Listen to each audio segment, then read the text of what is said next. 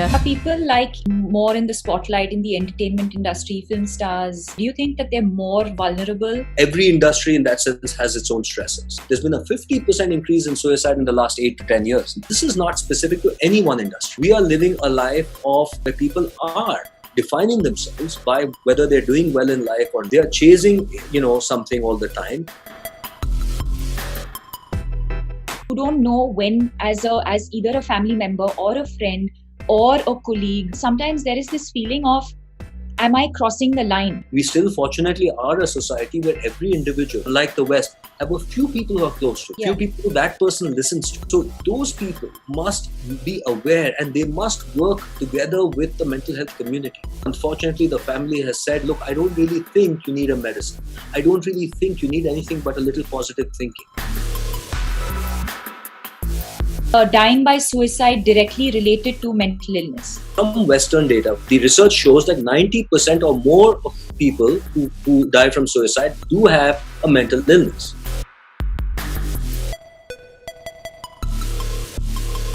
I want to start by understanding what is suicide and why do people do what they do? Sure. Deepika, firstly, I'm glad we are having this conversation because, as you said, we tend to not talk about suicide or speak about it in hushed tones. There's a lot of stigma and even fear about discussing this topic. And yet we know that this is probably the largest public health crisis we are facing. Maybe the world is facing. Certainly India is facing that. And the statistics tell us, that this tragedy happens close to 1,000 times a day in our country.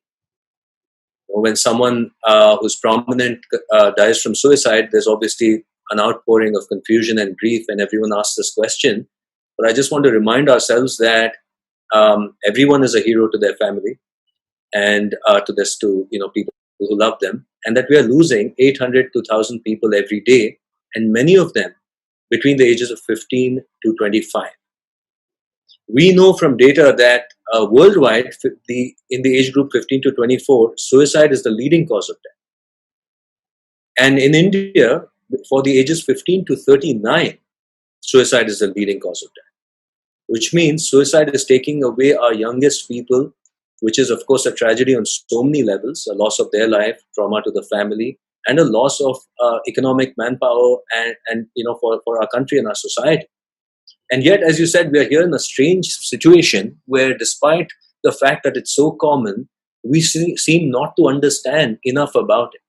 And, any psychiatrist, any mental health professional who's been watching the recent dialogue online, on social media or on TV, the coverage of suicide, knows that obviously there's still a lot of misconceptions. Now, when someone dies from suicide, meaning they take their own life, people ask why. And in this particular in this recent case, people asking why this person seemed to have everything. Why did they die from suicide? And the implication of that question is that there must be some life event that understandably led to a situation where this person felt that life was not worth living. But that's a very simplistic kind of perspective of suicide.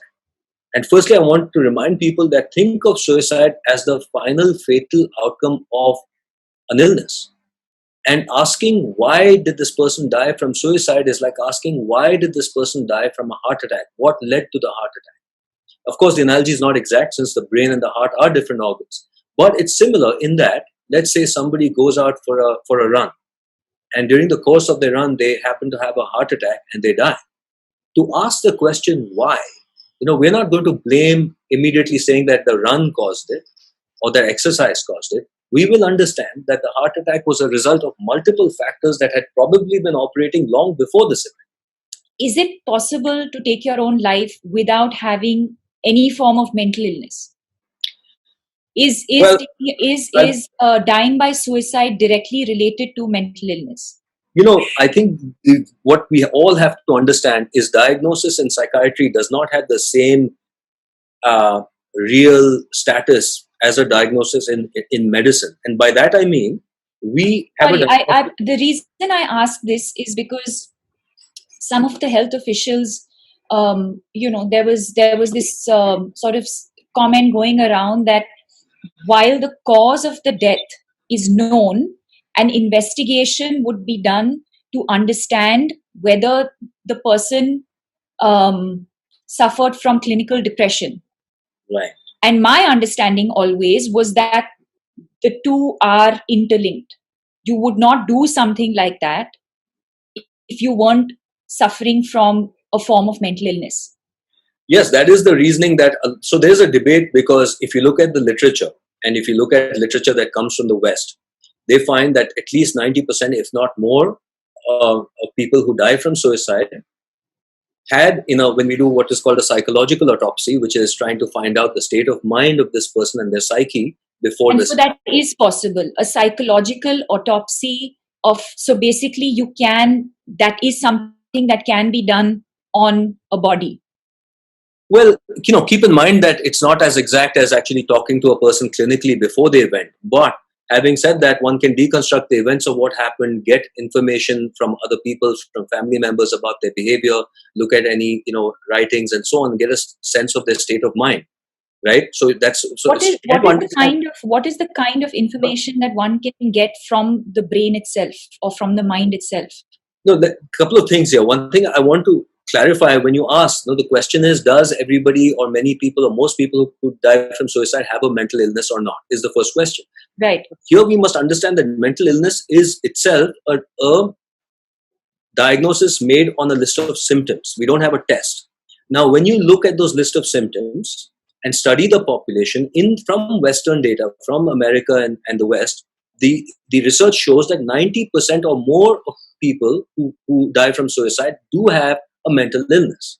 But if you look at data from Asia, from India, from Asian countries, that number falls to 40 to 50%.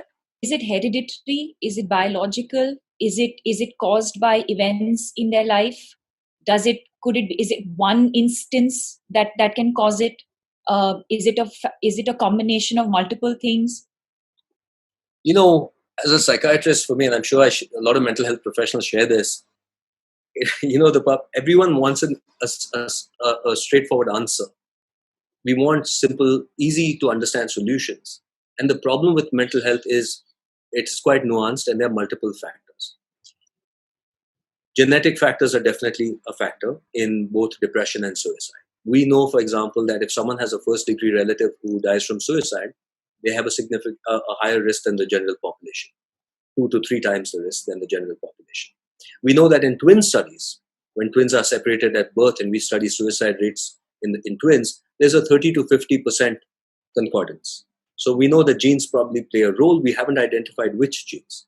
We know that early childhood adversity is a risk factor for suicide. People who were unfortunately the victims of child sexual abuse or physical abuse while they were young, many, many years later, that we know that elevates the risk for suicide.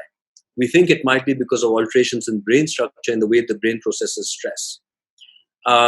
Having a clinical disorder like depression or anxiety increases the risk by at least 3 times, by a factor of 3. So that's pretty significant. And then there are personal sort of personality traits like impulsivity I was talking about, frustration tolerance, that increases risk. Substance abuse increases risk. So these are sort of the personal factors. In addition, this then can create a situation. Now it depends on your sensitivity to what is happening in the world and the degree of stress that one is facing. And so you would call that's the environment.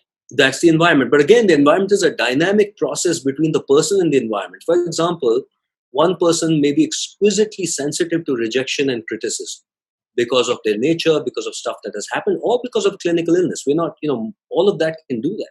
If a person is exquisitely sensitive, they can go into a room and somebody can not look at them or not shake their hand or not smile at them. And that on that particular day, when they're already vulnerable, can hit them so hard that they say, I want to die. They might even pen a note saying, I decided to die today because my friends didn't say hi.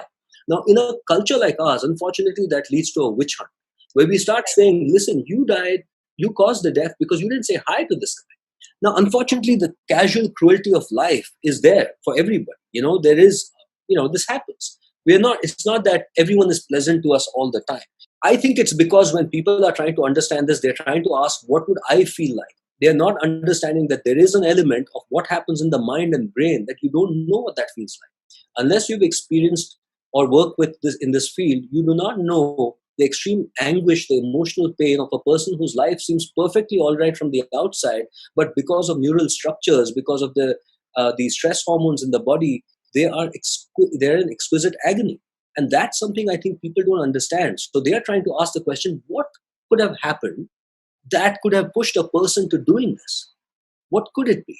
Let me as a human being try to understand that. So I know where people are coming from. They are coming from a place of, let me understand this because it doesn't make sense to me at all. Right. And particularly we know, for example, that poverty is a risk factor for suicide. We know that deprivation is a risk factor. We know that loneliness is a risk factor. There are social issues that can worsen the risk for suicide. Conversely, we also know that success and wealth are not protective, that people can have in that sense everything, just like they can have a heart attack and diabetes while they have everything else in life. You can get clinical depression and suicidal ideations and become suicidal despite having everything else. And are people like in more in the spotlight in the entertainment industry, film stars, athletes, etc.? Do you think that they're more vulnerable, or the profession or the industry that you're in doesn't have anything to do with it, and it boils down to the individual? I don't think we have data to suggest that those professions, people or celebrities, have a higher rate of suicide because of the industry. There are some studies that look at correlation between creativity, depression, and suicide, bipolar depression in particular. And there's some interesting studies looking at that. So it is possible that a cohort who is creative also carries with them a gene for, emotional distress and anguish. Every industry in that sense has its own stressors. There is no industry today that is without stress. And it is true, by the way, that we have somehow created a culture worldwide where suicide is increasing. There is no denying. There is no denying, for example, in the US that 50%, there's been a 50% increase in suicide in the last 8 to 10 years. We're seeing that in India as well. So clearly, our genes have not changed. Something has changed in the environment, and there are lots of things that have changed. Above all, I think a society where, and this is not specific to any one industry, any industry today you go to, we are living a life of, the ultimate capitalistic life where people are defining themselves by whether they're doing well in life or not. They are chasing, something all the time. Our lifestyles do lead to impairment in our sleep and often in the diet. It does lead to extreme competitiveness and therefore isolation often because everyone's busy with their own thing. And that is, I think, a toxicity which has become a fact of modern life. One of the other things that people feel is like, you don't know when, as either a family member or a friend or a colleague, you come into contact with someone, and sometimes there is this feeling of, am I crossing the line? Am I crossing? Because I think each one of us has this sort of boundary. Right. And I think sometimes people hesitate in saying more than they're comfortable saying, because you feel like you're constantly thinking, I don't want to cross the line. So you're probably going to say, I hope you're feeling okay. Or, just keep it at that level. But at what point do you actually intervene and say, okay, I don't think this person, whether you're a family member or not, I don't think this person is being able to think independently entirely. And maybe this is time for me to take control of the situation. There are 2 points here. One is the point of intervention should be as early as possible. One should, if possible, not wait until the person is imminently suicidal. One should have, we should have enough awareness that the family is noticing mood issues that predate this issue. I'll give you an example. I mean, this is not uncommon. I'm not sharing any specific details, but to give you a sort of a prototypical example, this person who I see, let's say, she's married, she has kids, and for many months she's been a little bit withdrawn, a little bit quiet, complains of fatigue and tiredness.